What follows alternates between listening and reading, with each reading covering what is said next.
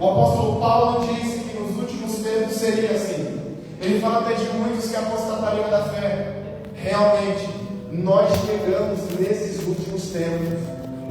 E isso é extremamente perigoso, amados irmãos. Pois a vinda do Senhor é próxima. O dia em que Ele vem resgatar os seus salvos do mundo é próximo. E qual tem sido a nossa reação em relação a isso? Desdém, despreocupação. Afinal, se só faz 2000 anos, o que é mais alguns anos, mais alguns dias, mais algumas horas, vivendo a minha vida segundo a minha vã maneira? Esse tem sido o pensamento atual de muitos. Mortos se parecendo com vivos. A iniquidade tem matado a nossa. A iniquidade, irmãos, tem feito com que nós tenhamos perdido a nossa sensibilidade. Sabe, irmãos, antigamente nós éramos, eu tiro por mim mesmo isso, mais sensíveis a fazer a obra de Deus, a fazer a vontade de Deus, a fazer o querer de Deus. Porém, hoje, nós temos visto uma sensibilidade a querer fazer nossas próprias vontades. Sabe, nós temos nos acomodado tanto ao nosso conforto, que quando somos colocados ao confronto de vir para a casa de Deus, o conforto é maior. Porém, que servo é louvado no seu conforto?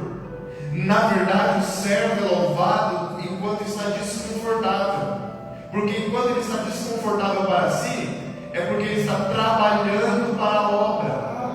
Quando nós estamos no nosso trabalho, quando é que nós somos mais louvados? Quando eu entrego mais, quando eu faço mais, quando eu sou mais cobrado e realizo aquilo para que foi cobrado. Nisso sou louvado. E isso não é assim só para com o nosso trabalho, mas também é para com a obra para a qual nós vivemos. Sabe, irmãos, a vida que nós vivemos no mundo, ela não é para nós mesmos. Na verdade, ela é para que a vivamos para fazer a vontade daquele que nos escolheu, daquele que nos trouxe a esse mundo, daquele que nos tirou das trevas e nos trouxe para a luz.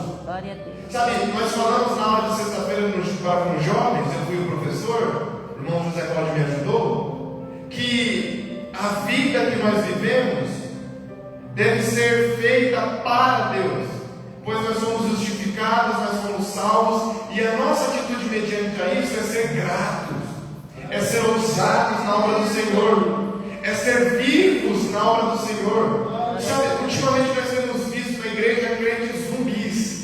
Como assim crentes zumbis? Mortos vivos. Parece que está vivo, anda como vivo, toca como vivo, mas está morto. O Senhor deve ter visto aquele filme de terror, aqueles zumbis ali andando assim, parece que está vivo. Mas quando você toca ele é um monstro, é um morto, é um ser assustador. Isso tem sido a realidade nossa na igreja. Vivos por fora, bonitos por fora, parecem vivos, mas por dentro, a vontade de fazer a vontade de Deus não existe. Sabe, irmãos, isso tem sido uma realidade tão forte no Brasil, que nós temos visto que anti-igrejas que eram lotadas em seus congressos, hoje têm se diminuindo. 20 anos atrás, os gideões juntavam pessoas que precisavam fazer 5 dias de congresso para caber todo mundo.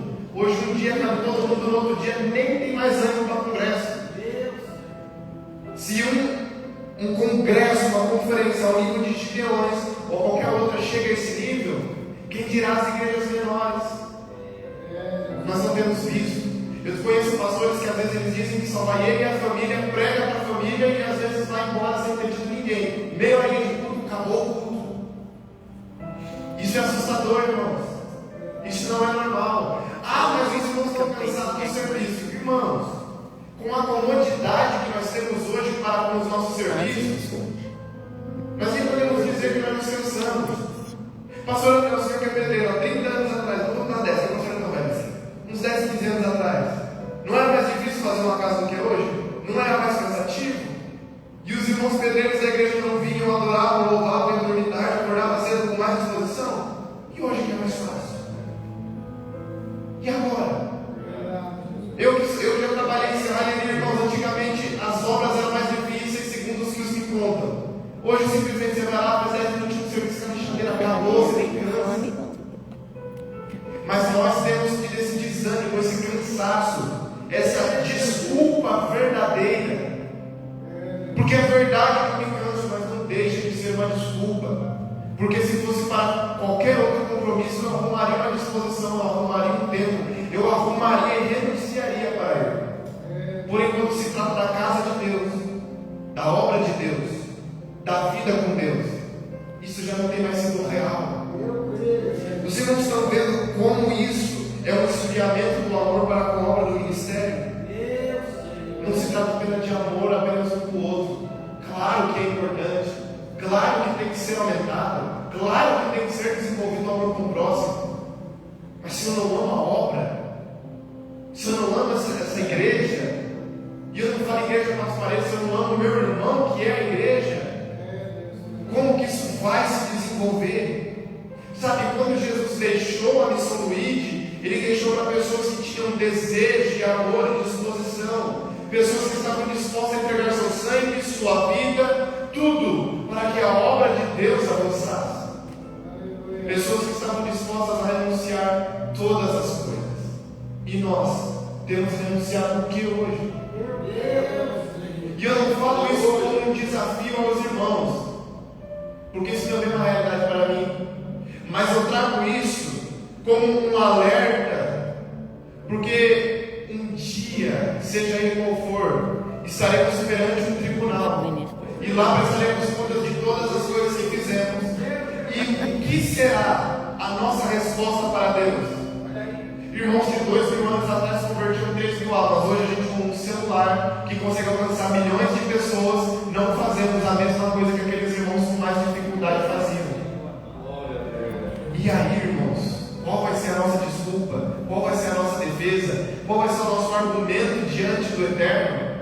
Senhor, eu não tive tempo. Poxa, mas antigamente os homens trabalhavam mais e tinham tempo. Você que trabalha menos não tem tempo. Irmãos, antigamente não existiam leis trabalhistas para garantir descanso. Antigamente não existiam direitos humanos. Hoje nós temos comodidade, facilidade. Sabe, nós somos completamente ajudados por Deus e pela lei. Nós temos alvará que nos permite fazer tudo e ninguém pode nos incomodar. Naquela época metiam um pé na porta da igreja, entravam na igreja, matavam todos, e no outro dia estavam lá todos. Não temos desculpa. Nós temos nos esfriado. Nós temos desistido, se contentado com o normal. É normal. Não é normal, irmãos.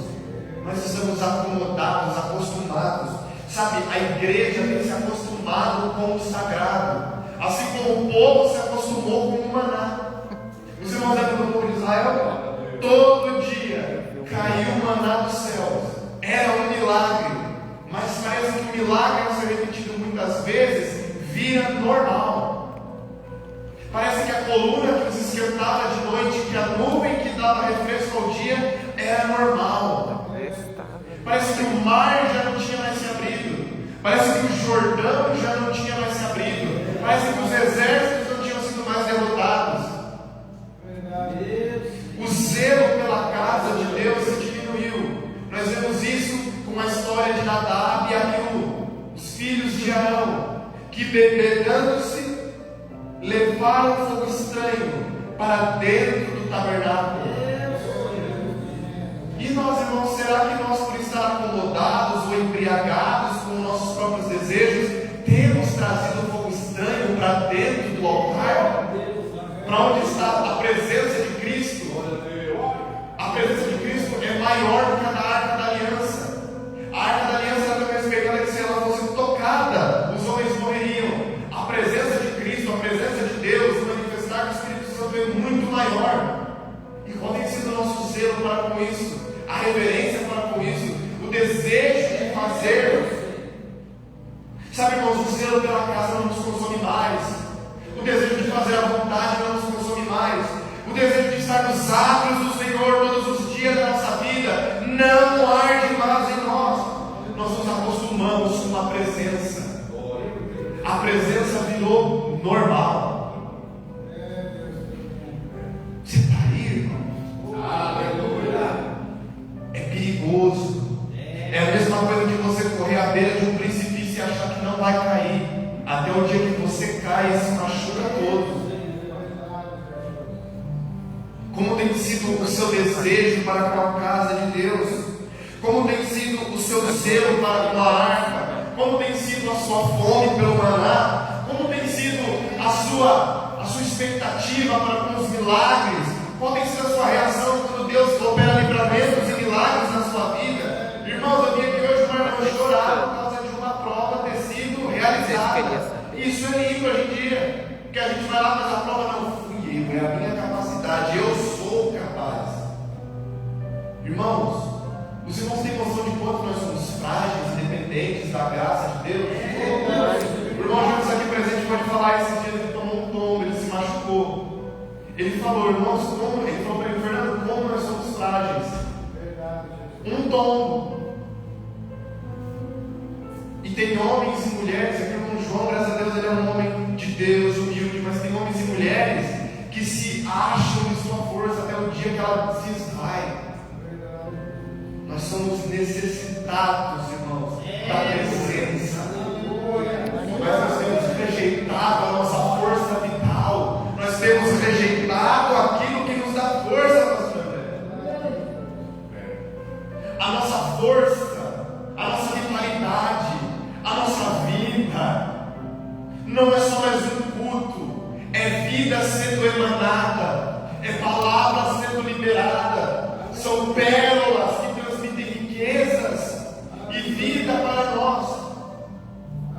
Se nós vamos agir de acordo com o nosso desejo de vir para a igreja, irmãos, acredite, nós não teremos, porque nós simplesmente desejamos conforto.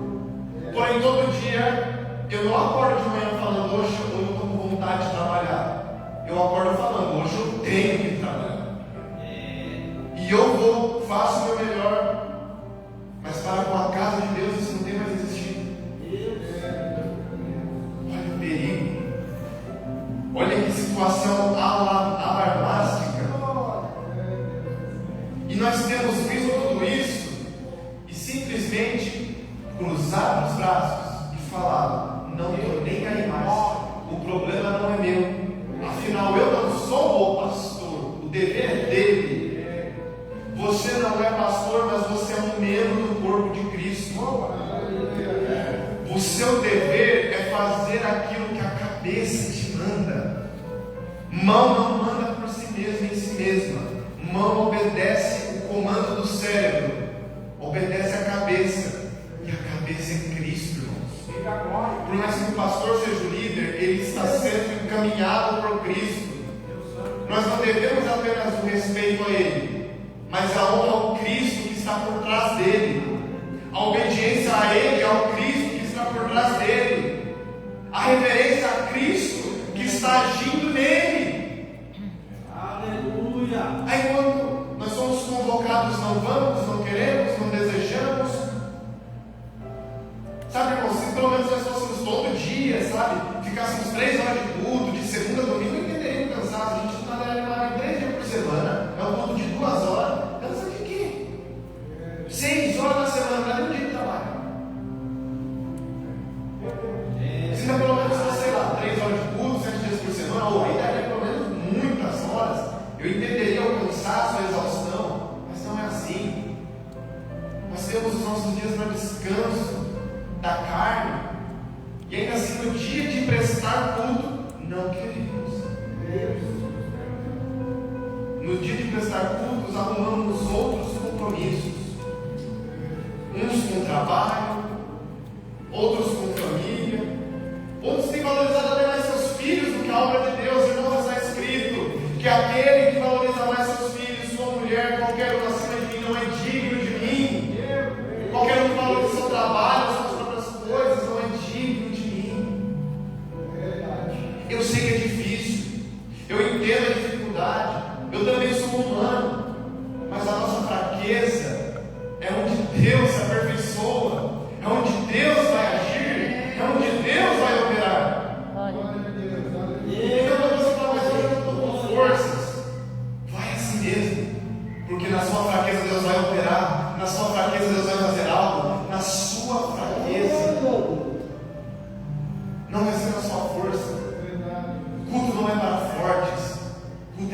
fracos que precisam ser revestidos e transformados da graça salvadora de Jesus Cristo.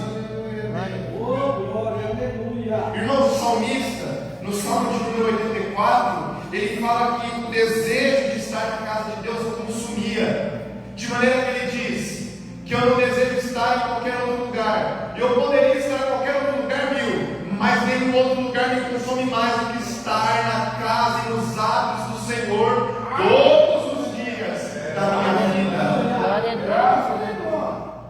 Ele diz também no Salmo 69, no verso de número 10 também, que o zelo pela casa o consumia, que o zelo pela casa era o combustível que o levava a fazer a vontade. Zelo, cuidado, esforço. Aí nós queremos que Jesus esforce para conosco, mas nós nem ao menos nos esforçamos para com Ele. Irmãos, nós também temos que ser gratos a Deus, fazer a obra gratos, fazer a obra com uma boa vontade inestimável. Você e eu fomos comprados a um preço de sangue. No mínimo deveríamos ser gratos a vir, a comparecer. Será que esse tremendo amor não nos constrange mais? Sabe, ouvir o sacrifício de Cristo que Ele fez por nós não nos constrange mais? Olha o nível em que chegamos, insensíveis, coração duro. Sabe, irmãos, isso chega a encher os olhos de lágrimas. Tem dias que eu chego em casa e falo, meu Deus, eu não quero ir para o culto. Só que aí eu fico pensando, mas eu preciso ir para o culto. Não porque eu sou obrigado, mas porque eu preciso de uma renovação das minhas forças. Eu preciso ouvir aquela palavra de vida que na minha casa eu não vou ouvir. Eu preciso sentir daquela comunhão com os irmãos que na minha casa sozinho eu não vou sentir. Irmãos, não é gostoso quando a gente chega aqui, vem aquele irmão alegre, vem aquela risada, a gente ouve aquela palavra de vida, a gente vê aqueles irmãos que amam a gente, que a gente ama eles. Irmãos, às vezes vocês veem dizer para vocês, mano, eu amo hoje chegar na igreja e ver risada. Eu amo chegar na igreja e ver o Joãozão aqui com a cara dele de cansado. Só parece que você tem mais mentalidade que eu. Eu adoro chegar na igreja, você vê uma palavra, já chega animado. Eu nunca vi um irmão tão animado. Irmãos, se transmite vida. Sabe? Às vezes você tem um dia tão ruim, mas chega na igreja, a pessoa tem um dia tão bom, contagia. No outro dia você vai trabalhar revigorado. Você vai ter uma palavra tão boa, você fala, nossa, hoje eu quero trabalhar. E olha que eu não gosto, irmãos. Eu chego lá, hoje eu quero trabalhar. É extraordinário o que a presença de Deus, o que a comunhão de Deus com os irmãos causa em nós. E sabe, irmão, nós temos clamado tanto por um avivamento, porque eu não sei se irmãos, mas eu clamo por um avivamento. Nós temos clamado tanto por um avivamento, mas nós não temos tido uma atitude que gera avivamento. Nós somos acostumados a querer ver isso acontecer, mas não é assim. Existe uma participação minha e sua. Começa com um, mas termina com vários. Começa com uma única pessoa, mas termina com uma nação sendo transformada. Quando nós vemos os vários avivamentos que aconteceram ao decorrer da história, por exemplo, do país de Gales, em 1904, foi resultado de 12 anos de oração de um pastor inglês, do qual me esqueci o nome. Mas foi um avivamento tão grande que todo o país de Gales se converteu. O avivamento da Rua Azusa, onde começou o movimento pentecostal com mais força. Hoje nós somos só no Brasil 25 milhões. Começou com um, mas um com vontade, um disposto, um com reverência, um com zelo. Nós vemos o de Jonathan Edwards, que com um único sermão evangelizou toda a Europa. Sabe como, irmãos? Pregou o sermão. Só. Um pregador, aí um jornalista francês ouviu, publicou e foi traduzido para as várias línguas. Hoje em dia tem um livro, Pecadores na Mão de um Deus Irado. Conta-se a história que as pessoas que ouviam aquele sermão começavam a chorar em seus serviços, começavam a falar: eu sinto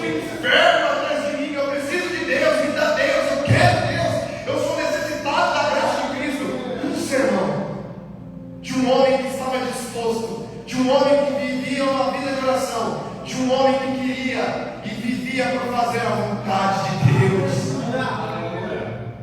John Wesley orava 4 horas por dia em sua casa. Billy Graham, diz ele que até por muitas vezes deixou a sua família e foi para o campo missionário. 200 milhões de pessoas o ouviram por meio de um rádio. Começou com um homem que teve essa vontade. Nessa noite aqui nós temos a oportunidade de começar com todos nós. Se um homem gerou todo esse avanço, quem dirá uma igreja inteira? Quem dirá todo o povo? Quem dirá irmãos unidos? A porta do inferno não prevalece contra uma igreja unida. As portas do inferno não vão permanecer fechadas para a igreja de Cristo. Sabe, irmãos, nós somos chamados para sermos das trevas, para avivar esse mundo, para trazer gosto ao mundo amargo. Por isso somos chamados de sal, porque nós trazemos gosto, nós trazemos preservação. Assim como o sal, assim como a luz. Mas qual tem sido o nosso agir mediante a esse chamado, a essa missão? Qual tem sido? Desdém? Não ligo? É normal? Sabe, irmãos, o avivamento ele requer algumas atitudes. A primeira delas, o arrependimento, mudança de vida. Agora, o arrependimento vem do grego metanoia, mudar. Sabe o que? Mudar um pouquinho a vontade de ver televisão, mudar um pouquinho a vontade de ir só para a festa, mudar um pouquinho a vontade de só estar em qualquer outro lugar dentro da igreja. Mudar. Segundo, desejo pela presença. Eu quero essa presença. Terceiro, buscar essa presença. Pois mudando, eu começo a buscar. E buscando, eu começo a querer encontrar. E assim começo a desejar. É um processo que tudo resulta numa renúncia. E renunciando, gera avivamento. Sabe por que muitos irmãos às vezes falam que as orações da madrugada geram mudança em nossas vidas? Não é porque as 3 horas da manhã têm poder, é porque você está renunciando o seu sono. Eu não sei se você não sabe, mas a ciência diz que às 3 horas da manhã é quando você acha o conforto perfeito do seu corpo. Quando você renuncia aquilo, irmãos, você está renunciando a algo que o seu corpo necessita pela presença. Glória a Deus. Aquilo gera um mover no mundo espiritual tremendo. Nesse momento, se você tiver uma visão espiritual, você começa a ver demônios correndo. Você começa a ver o mundo espiritual virando de cabeça para baixo. Por quê? Porque houve uma renúncia que vai transformar vidas. Mas isso só vai acontecer quando nós nos mobilizarmos a mudar, a amar e querer essa obra. Sendo assim, irmãos, para encerrar, desejemos essa obra, vivamos por essa obra, amemos essa obra, pois ela é capaz de transformar a vida do mais miserável pecador e transformá-lo no mais digno e abençoado de todos os homens. Pois esse Evangelho transformou a mim e a você e nos transformou. Vamos ter um pouco mais de sensibilidade pelas vidas que estão lá fora, para o avivamento chegar lá fora, para o zelo pela casa ainda existir em nós. Aleluia! Amém, irmão? Amém. Então, nessa noite, pega sua mão comigo, coloca a sua outra no peito e fale assim: ó, de hoje em diante, eu juro, como discípulo de Cristo, renunciar à minha vontade para fazer a dele, que corra em mim o desejo de fazê-la, assim como o desejo que eu tenho de comer, de beber água, de tomar banho, que enquanto eu não fizer, eu não me saciei, em nome de Jesus. Amém, irmãos? Fique com essa palavra, que o Senhor Deus em Cristo Jesus possa te abençoar e que o Senhor Deus irmão, nos conceda crescimento, frutificação e avanço para esta obra. Glória a Deus. Está escrito que Cristo começa e aperfeiçoa as obras. Então a obra não será morta ou destruída. Cristo ainda tem